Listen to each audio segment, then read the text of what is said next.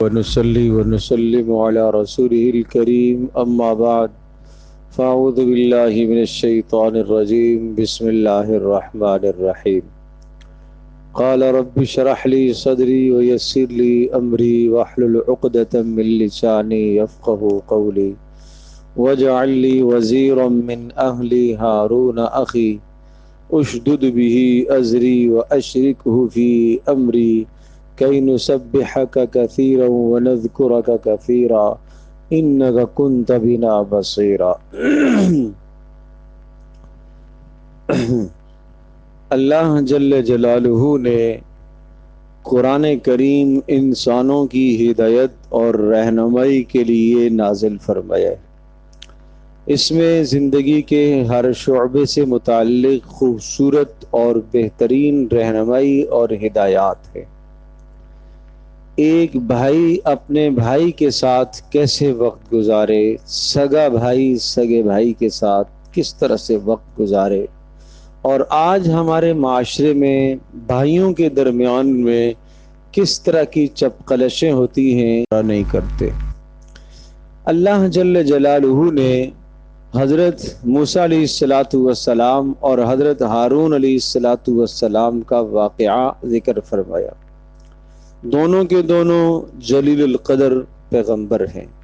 حضرت موسیٰ علیہ السلام اللہ جل جلالہ کے رسول بھی ہیں، نبی بھی ہیں، صاحب کتاب ہیں۔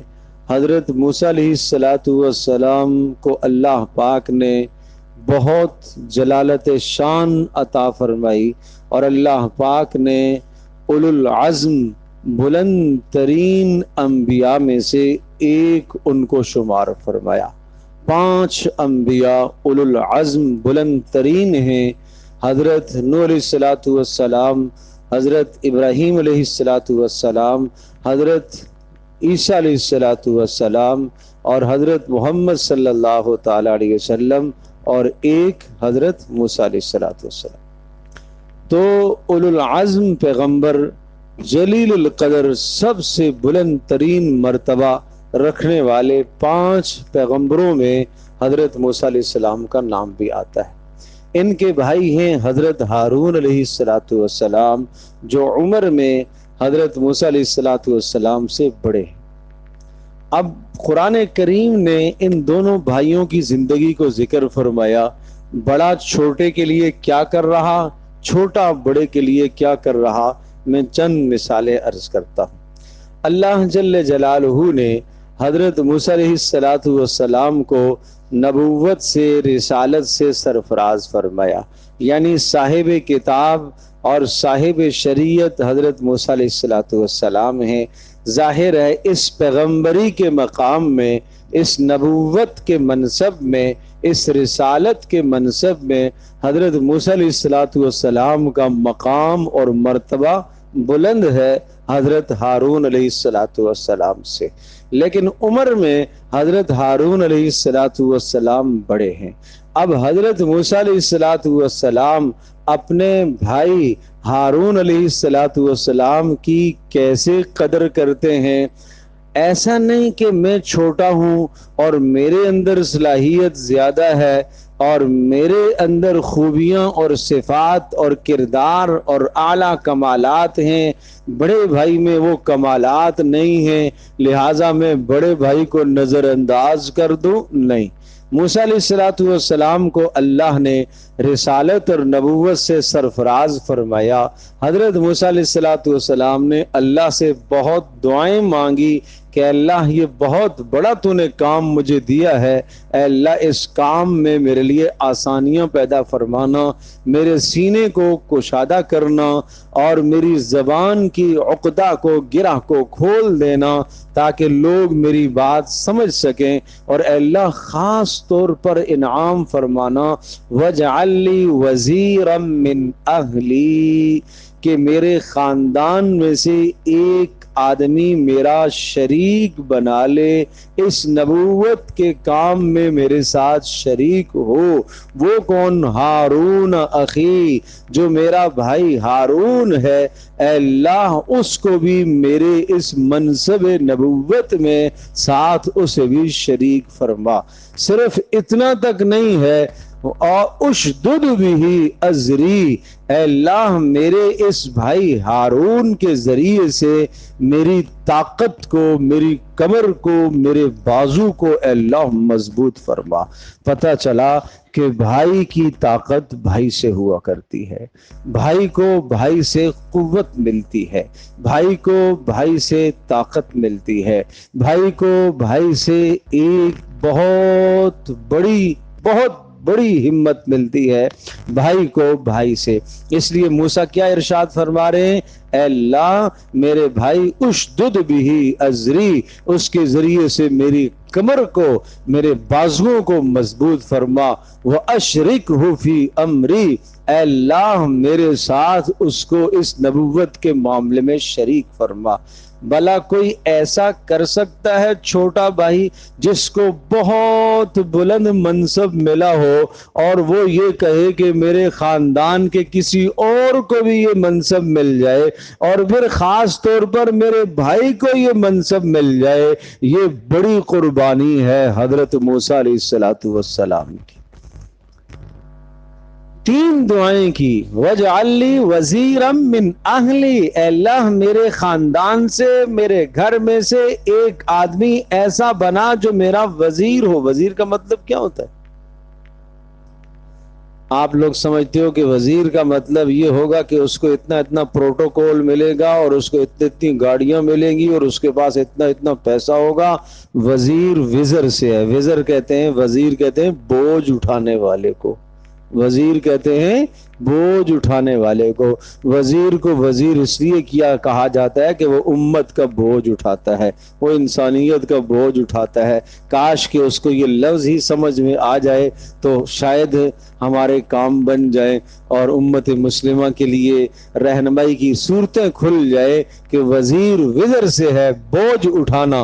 قرآن کہتا ہے وَلَا تَزِرُ وَازِرَةٌ وِزْرَ أُخْرَى، قیامت کے دن کوئی کسی دوسرے کا بوجھ نہیں اٹھائے گا۔ تو وزیر وہ ہوتا ہے جو پوری انسانیت کا، ملک کے ایک حصے کا، ملک کی عوام کا بوجھ اپنے کندھوں پر اٹھاتا ہے۔ وہ راتوں کو جاگ کر امت کو سلاتا ہے، وہ خود کو تکلیف اور مشقت میں ڈال کر انسانوں کو میٹھی نیند سلاتا ہے، وہ خود فاقے برداشت کر کے دوسروں کو کھلاتا ہے۔ اس لیے کہ وزیر ہے نا، وزیر کا مطلب دوسروں کے بوجھ برداشت کرے گا۔ تو موسیٰ علیہ السلام کیا کہہ رہے ہیں؟ اے اللہ میرے خاندان میں سے ایک وزیر بنا جو میرے ساتھ میرے بوجھوں کو ہلکا کرے۔ وہ کس کو بنا؟ ہارون، ہارون کو بنا لے۔ اخی، وہ میرے بھائی ہیں۔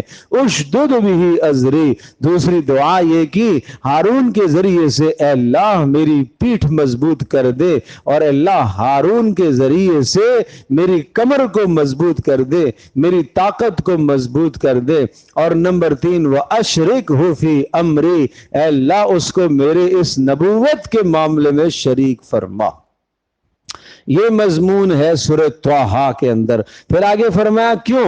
کَيْ نُسَبِّحَكَ كَثِيرًا وَنَذْكُرَكَ كَثِيرًا، ہم دونوں مل کر آپ کی توحید اور وحدانیت کو لوگوں کے سامنے بتائیں گے، آپ کا شکر ادا کریں گے، اے اللہ آپ کی تسبیح کو بیان کریں گے۔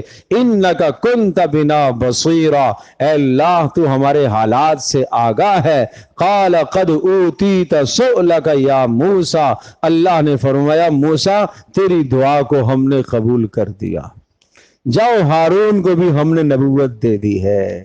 سبحان اللہ، سبحان اللہ۔ سورہ قصص میں وَأَخِي هَارُونُ هُوَ أَفْصَحُ مِنِّي لِسَانًا فَأَرْسِلْهُ مَعِيَ رِدْ أَن يُصَدِّقُنِي إِنِّي أَخَافُ أَن يُكَذِّبُونِ۔ موسیٰ علیہ السلام نے کیا ارشاد فرمایا؟ اے اللہ تو نے مجھے رسول تو بنایا اور تو مجھے کہہ رہا ہے مصر میں فرعون ایک سرکش جبار ایک وقت کا حکمران اور بادشاہ ہے، اور اس کو جا کر سمجھا اور اس کو اللہ کی توحید اور وحدانیت بتلا اور اس کے دل و دماغ میں یہ بات ڈال دے کہ اس کائنات کو پالنے والا اللہ ہے، رب اللہ ہے، رب تو نہیں ہے۔ موسیٰ علیہ السلام نے سوال کیا، درخواست کی، اے اللہ وَأَخِي ہارون هُوَ أَفْصَحُ مِنِّي لِسَانًا، اے اللہ میرے بھائی ہارون بڑا خوبصورت بولتے ہیں، بہت عمدہ بیان کرتے ہیں، بڑی عمدہ فصاحت اور بلاغت ہے، مجھ سے زیادہ اچھا گفتگو کا سلیقہ رکھتے ہیں، فَأَرْسِلْهُ مَعِيَ رِدْءً يُصَدِّقُنِي، اے اللہ ان کو بھی میرا ساتھی اور کام میں شریک کر کے بھیج دے، انی اخاف ان یکذبون، مجھے ڈر لگتا ہے کہ فرعون اور اس کا لشکر اور اس کی قوم ساری کی ساری مجھے جھٹلائے گی۔ قال سنشد عضدک باخیک، اللہ نے کیا ارشاد فرمایا؟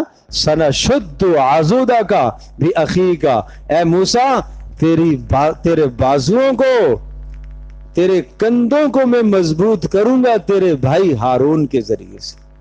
اللہ اکبر، تیرے کندھوں کو، تیرے بازوؤں کو، تیری طاقت کو میں مضبوط کروں گا، کس کے ذریعے سے؟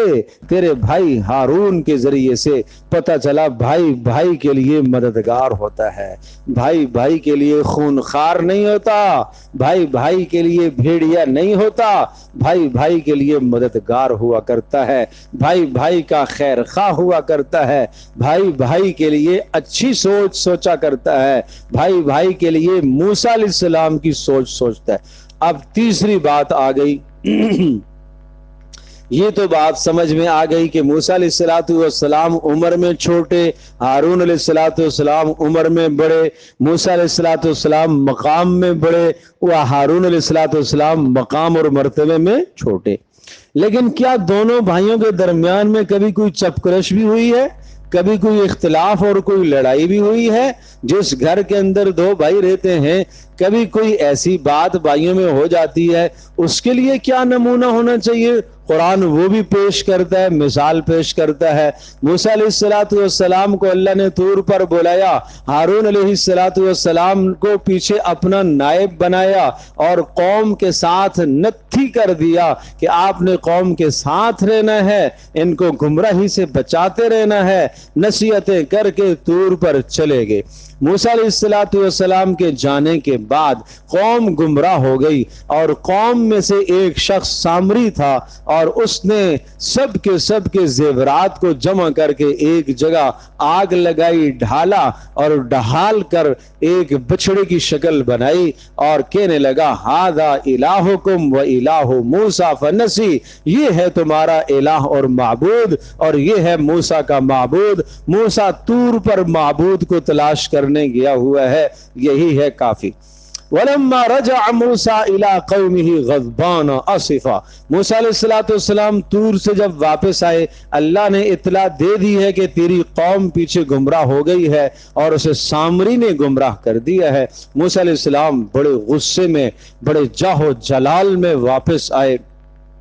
قَالَ بِئْسَ مَا خَلَفْتُمُونِي مِن بَعْدِي، کیا کر دیا تم نے میرے جانے کے بعد؟ أَعَجِلْتُمْ أَمْرَ رَبِّكُمْ وَأَلْقَى الْأَلْوَاحَ، تو کہا کہ اعجلتم، مجھے اللہ نے بلایا تھا کتاب دینے کے لیے، تو تمہیں جلدی کیا تھی، تم کیوں گمراہ ہو گئے؟ تختیاں تھی ہاتھ میں جن پر تورات کے مضامین لکھے ہوئے تھے جو اللہ کی طرف سے ملے، ان کو رکھا ایک طرف، اور وَأَخَذَ بِرَأْسِ أَخِيهِ يَجُرُّهُ إِلَيْهِ، حضرت ہارون علیہ السلام کو سر کے بالوں سے پکڑ کے کھینچا، جھنجھوڑا۔ یہ میں مثال دے رہا ہوں کہ دو بھائیوں کے درمیان میں اختلاف، جھنجھوڑا کیوں کیا؟ کیوں نہیں سمجھایا آپ نے؟ کیوں نے آپ نے اپنی ذمہ داری کو نباہ نہیں کیا؟ بڑے بھائی سے پوچھ رہے، ہارون علیہ السلام سے، چونکہ مقام اور منصب میں، مرتبے میں، نبوت کے اس منصب میں موسیٰ علیہ السلام آگے اور پوچھنے کا حق رکھتے۔ اخذ براس اخیہ یجرہ الیک، زور سے سر کے بالوں سے پکڑ کے جھنجھوڑا۔ اب ہارون علیہ السلام کا حال دیکھیے، ہمارے آپ کی جیسا کوئی آدمی ہوتا تو رکھ کے چماٹ دیتا، تو بڑے سے لڑتا ہے؟ اللہ اللہ اللہ اکبر۔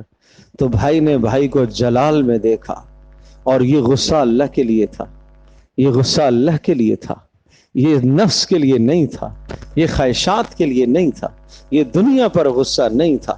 تو بڑے بھائی حوصلے سے، صبر سے حضرت ہارون علیہ السلام کہنے لگے، یبن ام لا تأخذ بلحیتی ولا برأسی، اے میرے ماں کے بیٹے، ماں کا نام یاد دلایا تاکہ رحم آ جائے، ماں کا نام آتا ہے نا تو ذرا رحم آ جاتا ہے۔ یبن ام لا تأخذ بلحیتی ولا براسی، میری داڑھی بھی نہ پکڑ اور میرے سر کے بال بھی نہ پکڑ۔ موسیٰ علیہ السلام نے سر کے بال بھی پکڑے ہوئے اور داڑھی کو بھی پکڑا ہوئے۔ لا تأخذ بلحیتی ولا براسی انی خشیت ان تقول فرقت بین بنی اسرائیل ولم ترقب قولی، میں نے اس لیے کچھ نہیں بولا، میں نے دیکھا یہ گمراہ ہو رہے ہیں اور یہ میری بات سن ہی نہیں رہے، اگر میں آپ کے پیچھے چلا آتا تو اور پیچھے گمراہی پھیلتی، اور اگر میں ذرا زیادہ زور لگاتا تو دو طبقے، دو فریق بن جاتے، کچھ میرے حمایتی ہوتے، کچھ میری مخالفت میں کھڑے ہو جاتے، تو پھر آپ مجھے کہتے تو نے دو فرقے بنا دیے ہیں۔ تو میں نے اس لیے خاموشی اختیار کی تاکہ فرقہ بندی نہ ہو جائے۔ سبحان اللہ سبحان اللہ، کیا خوبصورت صفائی پیش کی حضرت ہارون علیہ السلام نے۔ جب یہ صفائی، وَلَمْ تَرْقُبْ قَوْلِي، اے موسیٰ میں اس لیے میں نے مزید کچھ نہیں کیا کہ پھر آپ مجھے کہتے کہ تو نے میرا انتظار کیوں نہیں کیا، بس اس لیے میں نے خاموشی اختیار کی ہے۔ بس اتنا کہنا تھا، حقیقت سمجھ میں آئی، موسیٰ علیہ السلام کا غضب اور غصہ ٹھنڈا ہو گیا۔ تو پتہ یہ چلا کہ اگر جب بات سمجھ میں آ جائے تو بات کے سمجھ میں آ جانے کے بعد انسان کا غصہ ٹھنڈا ہو جانا چاہیے۔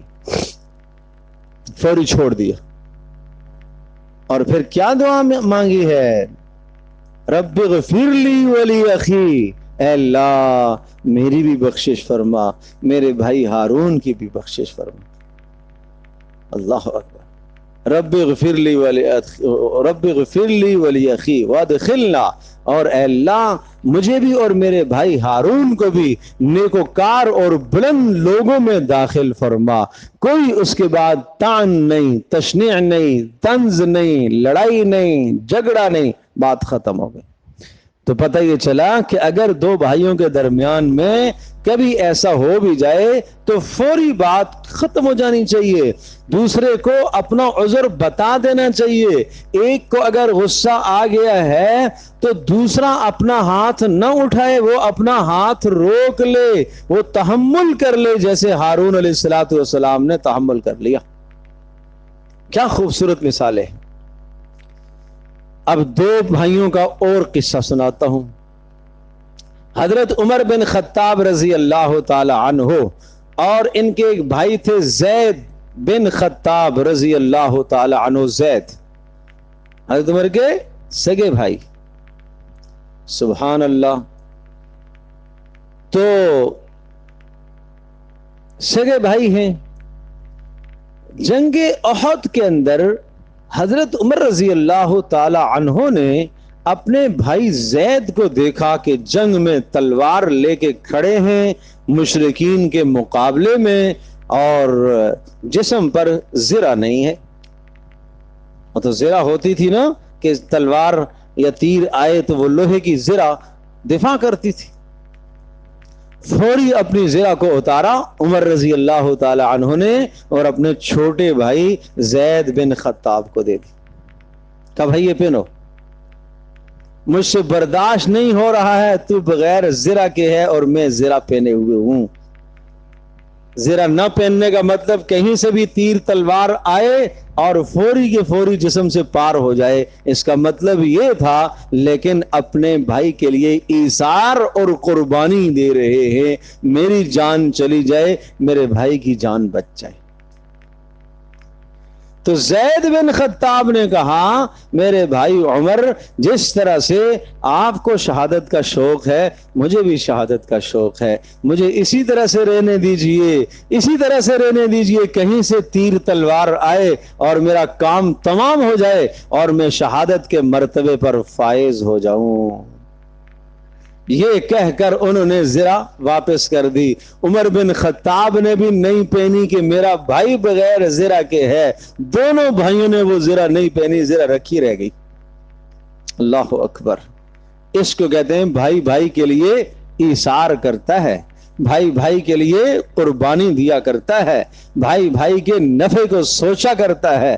پھر ایک وقت آیا جنگ یمامہ کے اندر، جنگ یمامہ میں، یہ وہ جنگ تھی سیدنا ابوبکر صدیق رضی اللہ تعالی عنہ کے دور خلافت میں مسیلمہ کذاب کے خلاف جو مدعی نبوت تھا، یہ جنگ لڑی گئی، تو اس میں یہ زید بن خطاب شہید ہو گئے اس جنگ۔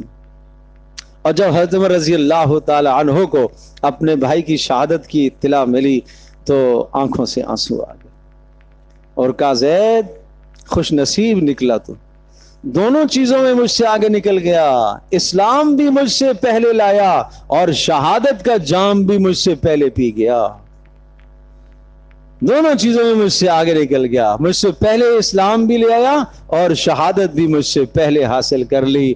پتہ نہیں اسلام تو لے آیا ہوں، شہادت کا کیا پتہ۔ سبحان اللہ سبحان اللہ۔ اور جس شخص نے خبر دی تھی، جس شخص نے خبر دی تھی تو اس کو کہنے لگے جیسا تو شاندار شاعر ہے اور تو شعر کہتا ہے، اگر ایسا میں شاندار شاعر ہوتا تو آج میں بھائی کے مرنے پر ایسا مرثیہ لکھتا، ایسے شعر لکھتا کہ دنیا دیکھتی کہ مجھے اپنے بھائی سے کیا محبت تھی۔ یوں بھائی کو بھائی سے محبت ہوا کرتی۔ کاش آج ہمارے اندر یہ محبتیں زندہ ہو جائیں بھائی۔ اب ایک آخری مثال ایک اور بھائی اور بہن کی سناتا ہوں، بھائی اور بہن کی۔ گھروں میں بہنیں بھی ہیں نا، تو بہنوں اور بھائیوں کی بھی آپس میں آج ہمارے معاشرے میں نہیں بنتی۔ آج ہمارا بیٹا، ہمارا جوان باہر بڑا اخلاق، بڑا خلیق، بڑے اخلاق کا مالک، لیکن بہن کے ساتھ بدتمیزی۔ بہن باہر بڑی اخلاق والی، بھائی کے ساتھ بدتمیزی۔ دو بہن بھائی، کیا ہی محبتیں، کیا ہی محبتیں، کیا ہی محبتیں۔ یہ ہیں حضرت عائشہ صدیقہ رضی اللہ تعالی عنہا اور ان کے بھائی عبد الرحمن بن ابی بکر رضی اللہ تعالی عنہما۔ حضرت عائشہ رضی اللہ تعالی عنہا ابوبکر صدیق کی بیٹی اور ان کے بھائی عبد الرحمن، کیا ہی بہن بھائی میں محبت تھی، بے پناہ بے مثال محبت۔ اور اس محبت اور اعتماد کی میں ایک مثال، صرف ایک مثال دیتا ہوں، میری مائیں بہنیں بھی بات سن رہی ہوتی ہیں تو کیا خیال ہے آج کل ہماری مائیں بہنیں شادیوں کے بعد، شادیاں ہو جانے کے بعد بھائیوں سے کیا رویے ہیں، ناراضگیاں چل رہی ہیں جی۔ ناراضگی کا سبب کیا ہو گیا جناب؟ شوہر ہو سکتا ہے، ناراضگی کا سبب جناب بیٹا ہو سکتا ہے، کچھ بھی ہو سکتا ہے، کیوں ناراض ہوتی ہو؟ تو عبد الرحمن بن ابی بکر سفر میں ہیں اور دوران سفر ایک بہترین رشتہ آ گیا، عبد الرحمن بن ابی بکر کی بیٹی کا رشتہ آ گیا۔ حضرت عائشہ رضی اللہ تعالی عنہا نے اپنے بھائی کی جانب سے وکالت کرتے ہوئے اپنے بھائی کی بیٹی کا رشتہ دے دیا، نکاح کرا دیا۔ سفر سے واپس آئے تو پتہ چلا کہ میری بیٹی کا رشتہ ہو گیا، میری بیٹی کا نکاح ہو گیا۔ کیا آج کسی بھائی کو اپنی بہن پر ایسا اعتماد ہو سکتا ہے؟ اللہ اکبر، سبحان اللہ۔ اور جب انتقال ہو گیا عبد الرحمن بن ابی بکر رضی اللہ تعالی عنہما کا، تو حضرت عائشہ رضی اللہ تعالی عنہا نے کہا تھا زندگی ہم نے ساتھ گزاری ہے پیار اور محبت میں، اور آج تو مجھ سے جدا ہو گیا اور یوں لگتا ہے کہ ایک رات بھی ہم اکٹھے نہیں رہے۔ زندگی ہم نے ساتھ گزار دی لیکن آج ایسا لگتا ہے کہ میں اور تو ایک رات بھی ہم اکٹھے نہیں رہے۔ تو بھائی بہنوں سے بھی درخواست ہے بھائیوں سے، اپنے بھائیوں سے محبت کیا کرو، بھائیوں سے درخواست ہے اپنی بہنوں سے محبت کیا کرو، بھائیوں سے درخواست ہے اپنے بھائیوں سے محبت کیا کرو۔ حجاج ابن یوسف کے زمانے کی بات ہے کہ ایک مرتبہ رات کو حجاج کے پولیس کی گشت کر رہی تھی اور دیکھا کہ جناب ایک عورت ہے اور 3 مرد ہیں، تو انہوں نے ان کو مشکوک سمجھ کر گرفتار کر لیا، گرفتار کر کے لے آئے، صبح حجاج کے سامنے پیش کیے گئے تو حجاج نے پوچھا اس عورت سے یہ کون ہے تیرے؟ کہا یہ ایک میرا شوہر ہے، ایک میرا بھائی ہے، ایک میرا بیٹا ہے، تینوں محرم رشتے ہیں اور تمہاری پولیس نے مجھے گرفتار کر لیا۔ تو کہا تم اس طرح سے رات میں باہر نکلتی ہو اس طرح سے تو لوگ شک کی نگاہ سے تو دیکھیں گے۔ حجاج تو ظالم تھا، اس نے کہا کہ ایک کی امان تجھے دیتا ہوں، 2 کو میں قتل کروں گا۔ کیوں نکلی ہو رات کو؟ ایک کی امان تمہیں دیتا ہوں، ان 3 میں سے اختیار کر لے، ایک کو پسند کر لے، باقی 2 کو مجھے قتل کرنا ہے۔ ایک کو چن لے، ایک کو تو رہا کر کے لے جا سکتی۔ اس نے کہا بھائی مجھے میرا بھائی دے دو، مجھے میرا بھائی دے دو۔ شوہر قتل ہو جائے، بیٹا قتل ہو جائے۔